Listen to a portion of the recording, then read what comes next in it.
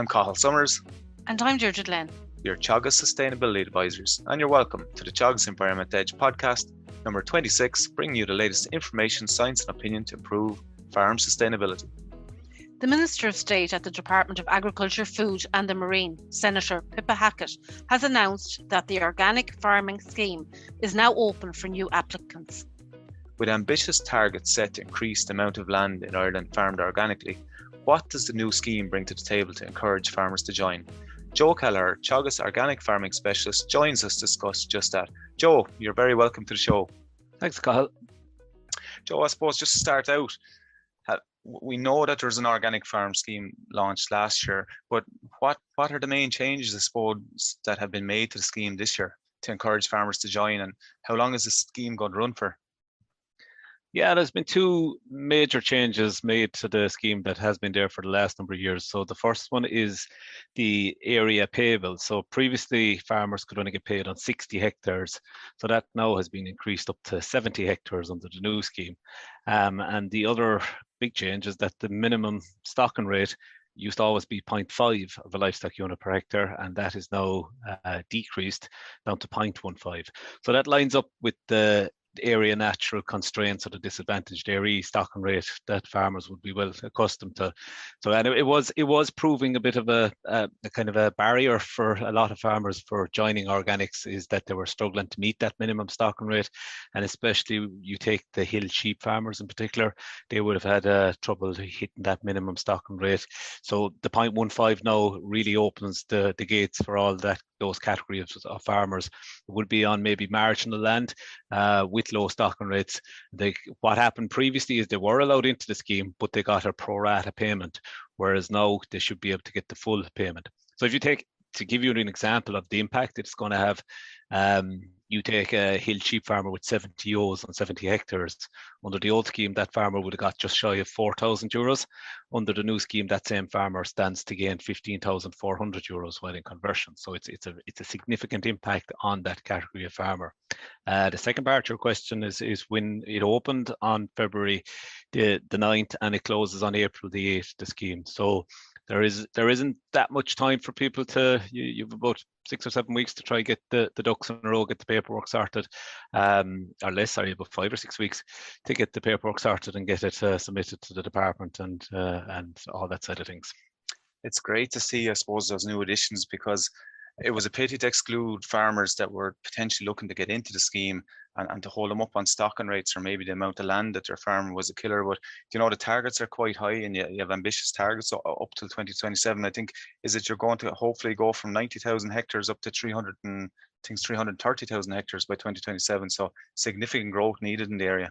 Yeah, that's it. It's to try. We're at 2% of the land in Ireland is farmed organically, and if you contrast that to Europe, where the average would be 8.5%, and you'd have countries like the Austrians and the Swedes where they'd be up in the 20-something%, and then you'd have the likes of France and Germany with a 7 or 8% land. So we're very near the bottom of the table in terms of the amount of land we have devoted to organics. So the target from an Irish perspective is 7.5% by the end of 2027. As you said, it's about 350,000 hectares. So it is ambitious, but I think those rule changes will actually help a lot for us to hit those targets. Because look, a lot of the land that maybe is going to come into the scheme is very close to being farmed organically. So those farmers deserve to be rewarded for that type of land, if they make that final step and convert it to organics. So if a lot of those farmers decide to come into organics, I think those targets are achievable. Yeah, and I think the government are opening the wallet and they're really showing that they're going to push this thing forward. And I suppose we're going from junior B to senior hopefully by 2027. That's it, yeah. Like it is the first time that there has been significant money thrown at the organic scheme. Like there's 256 million allocated to it for the next 5 years, starting next year. So, and if you take that previous up to this, there was about 16 million a year was what was allocated in 2020, and we're 21 million for 2021. So that's a huge increase in the budget. So we now have the money to match the aspirations. So I suppose farmers maybe should be kind of confident that the money is there going forward for the next 5 years if they're thinking of joining it. The other thing that's happening as well, of course, is you look at what's happening outside in Europe. Like I saw a figure the other day which said that the demand for organic produce in the shops has increased by 700% from 2020 to 2000 to 2020. So over the past 20 years, it's gone up by 700%. The amount of land that has converted to organics in the same time frame has been gone up by 300%. So the level of demand in mainland Europe in particular is outstripping the amount of supply that's coming on stream at a rate of 2 to 1 roughly. So what we're seeing is that the major organic consuming countries, the French, the Germans, the Dutch in particular, they're at a stage now where they're no longer able to meet the demand that their domestic consumer wants from domestic supply, so they're going to have to rely on imports. So there's a huge opportunity there for whoever does decide to kind of fill that gap in the market, and you'd like to think that Ireland would be able to tap into some of those opportunities that will come up. If you're farming conventionally right now and you're interested in the organic farming scheme, what steps should you take or what should you do to become registered with an organic body? And what is the procedure from then on with the Department of Ag?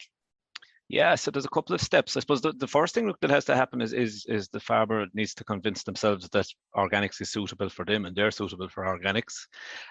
So it's have you kind of a mind frame where the environment is high up in your consciousness? Have you been planting a few trees? Have you been sowing bits of clover? Have you been sowing multi-species over the last few years? You know, if you've been doing some of these things, you're demonstrating a kind of a level of environmental consciousness that would suggest maybe that organics might be a natural fit for you.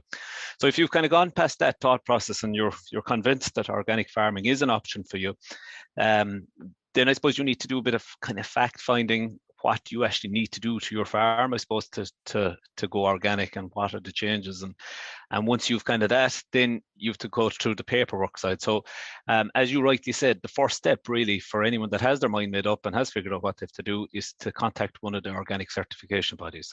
So for grassland farmers in this country, you have two choices. You have the Organic Trust and you have the Irish Organic Association, and they're equally they'll both do the same job, so it doesn't matter which one of them you pick, but contact one of them.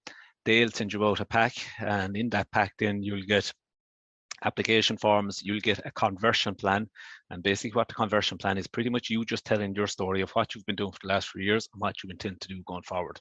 There's no major rocket science involved in the filling out of this, and most farmers would be well capable of completing it themselves. Inside there as well then is a herd health plan, which you have to fill out in conjunction with your vet, as to what kind of are the issues on the farm and what products need to be used on the farm. And you detail them on that herd health plan, and once they're in that, you're entitled to use whatever products the vet says that you are entitled to use. And there's a few other bits then, like soil samples and maps like that have to be included, yard sketch, things like that. But you get that back then to the certification body. What they do then is they issue you with a license. So once you get that license, you're actually officially an organic farmer at that stage. If you're selling produce direct to the consumer, it allows you to put the green leaf on your product and say that you're an organic licensed operator. The next step after that then is, if you want to get the premium from the Department of Agriculture, you have to send your license to the Department of Agriculture and apply separately for the organic farming scheme by the 8th of April. So there is kind of almost 4 distinct steps there along the line. I suppose there is one 5th step, and that is you also have to do a 25-hour training course, and you have till the 1st of November of 2022 to complete that. So you can do that after you join the scheme. Is there a fee for that then from the organic people as well, Joe? So the license, it depends on acres really. The more acres you have, the more the fee is. So it goes on the size, because they have to inspect you and they're charging you for that purpose of the inspection. Typically the first year you would be paying somewhere between 200 and 400 euros, and that probably increases to somewhere between maybe 400 to 700 euros from there on, depending on the acreage and the scale of the farming system you have. There's a good few steps there to get done before April. If you're conventional right this minute and you're listening to the podcast and think, God, maybe I will, well I won't. Is the potential to get it done in that time, to get those few steps? Can the organisations take care of that? I suppose it is possible to do it, but I'm not sure I'd be advising people to do it, because look, organics is something people need to twist around in their head for a few months and possibly even a year or two before they can figure out if it is for them. So if you've your mind made up and you're fairly sure, I would say by all means go ahead and apply this year and get it done. But if not, like, there's heaps of events coming up over the next number of months, and I'm sure we'll cover them later. But like this, go and find information, and try maybe set yourself up that even in 2023 you can convert to it. So look, the mind is made up, absolutely get into it this time. But if you want a bit of time to think of it, the scheme will be there in 2023, I suppose, is what I would say to people. So just do the homework as to what's needed on your farm. Yeah, I think that's good advice. Just, I suppose you mentioned conversion there in the conversion process. If you're in the conversion process, how long does that take? Is that time-based, or is it something that you have to do some analysis after a year or two to see, test soils, test fecal analysis? What way is that work? No, it is time-based. So there's a 2-year conversion period is the standard conversion period for all people that go into organic farming. So you take a suckler farmer, for example, that goes into organics. So the cows that they have on their farm, sometimes there's a misconception that I have to get rid of my cows and buy in new cows. So you don't have to, and it's the same with a flock of ewes or whatever you have. So if you've 20 suckler cows in your farm, they go into the journey of organics with you, but those cows will never become organic. But what happens is the calves that they have, once they go through their conversion period, those calves will be organic, and you can sell their progeny as organic. So you have to go through a 2-year conversion period. So the cow is actually going through a 2-year conversion period, and the land is going through a 2-year conversion period. And once you come out the other end of that, you're entitled to sell your produce as organic after 2 years. So you take, like, one of the, I suppose, the points that would often be made is there's no market there for this and there's no market there for that. You take beef, for example, there. If we get a lot of beef farmers joining the scheme now this time around, that beef is not going to come on stream until 2024 and possibly 2025 at the earliest. So that gives the likes of the processors and the likes of Borbia, or whoever is trying to find markets for this new product, it gives them 2 years to identify new markets. So it isn't as if we're going to be flooded with new organic produce all of a sudden because of the 2-year conversion. So it is a great mechanism for the people that are trying to find the markets, also to give them time to find new markets for this product that hopefully will come on stream. Joe, there's a ranking scheme or a ranking system to get into the organic scheme. Could you explain a little bit about that to us here? Yeah, so the department, it's kind of a rule that's enforced by Europe that you have to prioritise the areas that are most in demand in terms of the market. So in Ireland, the categories that are most in demand is milk, cereal crops, poultry and horticulture. Those 4 categories are the 4 areas that are most in demand. So farmers that go into the organic scheme with those enterprises will receive a higher marks. So the 2 enterprises then in an Irish setting that are probably not hitting the higher marks is the beef and the sheep farmers. And that sometimes sends out the wrong signal that beef and sheep farmers say, I'm not going to get into the scheme, so I won't bother applying. But the reality is that the money is there now this year for over 1,000 farmers to get into the organic scheme. And the reality of it is, look, is that it'd be hard to see more than 100 farmers between dairy, tillage, horticulture and poultry getting into the organic scheme this year for a variety of reasons. So there's still going to be 1,000 places available for beef and sheep farmers. And from speaking to the department, speaking to anyone that kind of has a fair idea what's going on, we don't see that scoring system being triggered this year. We don't see that the number of applicants, it would have to be well over 1,000 for it to be triggered. And we don't see that happening this year. So the advice would be, look, is if you're a beef or sheep farmer and you're thinking of going into organics and you've your mind made up, then you should go for it, because that scoring system is highly unlikely to come into play. That's good to know, Joe. If you're sitting at home now, Joe, and you're saying you're a new entrant maybe, or a young farmer, and maybe you're in beef or sheep or whatever, and you're saying to yourself, geez, I'd love to get into dairy, organic dairying. If you start, I suppose, you're conventional at the moment, and there's your couple of years of period of conversion, where do you send that milk when you're trying to convert to organics in them 2 years? If you're a new entrant, do you have to kind of find a local supplier first, do your 2 years conversion, and then find an organic supplier, or is there a market for that in conversion milk? There's a couple of options, I suppose, Cathal, to that answer. The first thing is, if you're not a dairy farmer and you're trying to come in as a new entrant, one of the options is you could go in and buy a herd of Frisian heifer calves that are under 6 months of age. You're allowed to do that with permission from your OCB.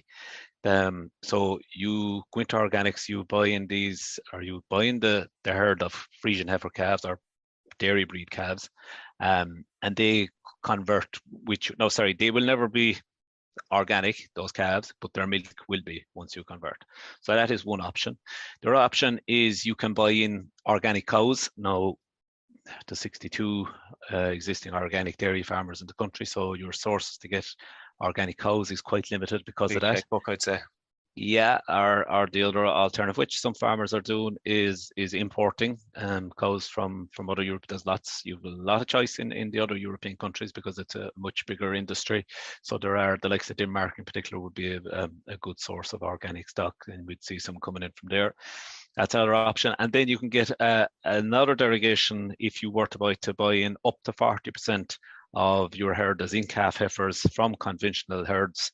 And again, they can go through the conversion period. They will never be organic, those heifers, but their milk can become organic as well. So it's kind of a combination of a number of factors is the way to come at it is if you're in that situation. There's a good few options there, actually. That's not too bad. Just before I forget it, actually, some of our listeners that are into equine and horses are wondering, horses aren't included in the stocking rate on the organic farming scheme, are they?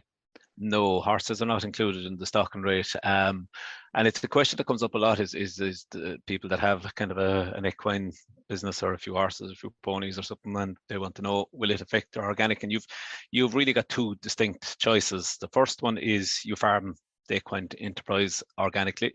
So if they want to get any feed, it has to be organic horse feed.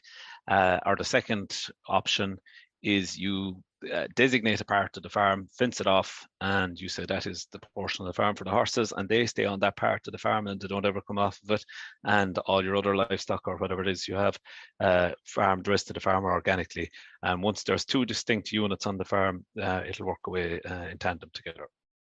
Joe, are there any distinct specifications for buildings or changes to buildings needed under the organic scheme?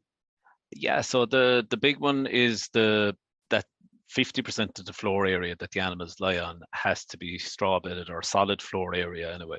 So in a dairy situation, actually, you can get away with cubicles. If you have existing cubicles and they have to be a certain size, it's 3 meters squared, which is typically an 8 foot by 4 foot cubicle. So it's slightly bigger than your standard cubicle.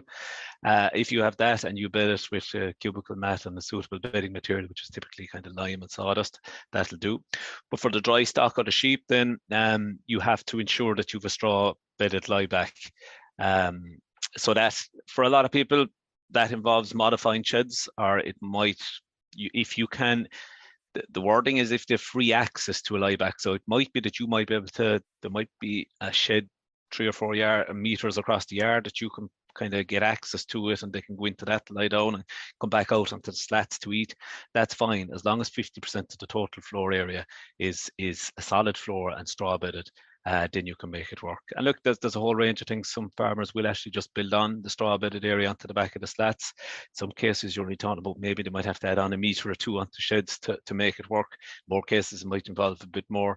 Every yard is different, but it is one of the significant changes. But it's if you're building a new addition onto shed, it's eligible for TAMS grant aid as well. Brilliant. And is there any other funding available other than the TAMS and the organic scheme?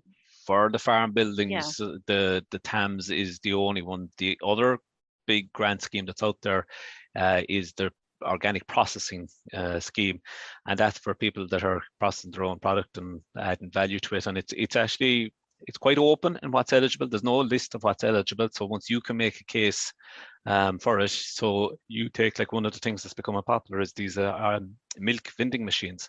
So you could make a case that you're adding value to your product. So the likes of that could be eligible. Anything from whiskey distilleries to cheese packing facilities to vegetable packing. If you can make a case for it, there's a grant aid of up to 700,000 to be got in that scheme, and it's most usually undersubscribed. So if anyone has any ideas on that, it's well worth looking at. It's the Organic Process and Investment Scheme. So just Google it and see what. It's a mouthful as well. Yeah. Are there any farm demonstrations or walks or information sessions available to farmers now at the moment on the organic scheme and organics in general? Yeah, so there's a whole series of walks happening at the moment and webinars. So we have a series of webinars happening across the country, local webinars. So the easiest way to find out where all these are is actually if you put Teagasc Organic Events into Google, it'll take you straight into the page and the whole list of them are there. So just Teagasc Organic Events into Google. And then the walks, they run all the way through to the 19th of July. They cover the whole kind of range of enterprises and scales and types of farms. So there should be something there that suits everyone. The organic certification bodies are also running a series of walks throughout the month of March and maybe running into April. So if you look up their websites as well, you'll see the walks they have. So look, there's a walk happening near everyone, I would say, in the next month. So I would say just look up Google them and see what you come up with. So Joe, it's great to see the government making positive changes to help encourage farmers to go into organic farming. We really enjoyed our chat with you today. Thank you very much. Thanks, Deirdre. Thanks very much, Joe. That's it for this episode of the Teagasc Environment Edge podcast. Thanks to Joe Kelleher, Teagasc Organic Farming Specialist, for joining us on the show. Don't forget to rate, review and subscribe to the podcast. You can listen on Apple and Google Podcasts as well as Spotify. And for more information, go to the Teagasc website at teagasc.ie. I'm Cathal Somers. And I'm Deirdre Glynn. Join us next time for the Teagasc Environment Edge podcast, signpost to farm sustainability.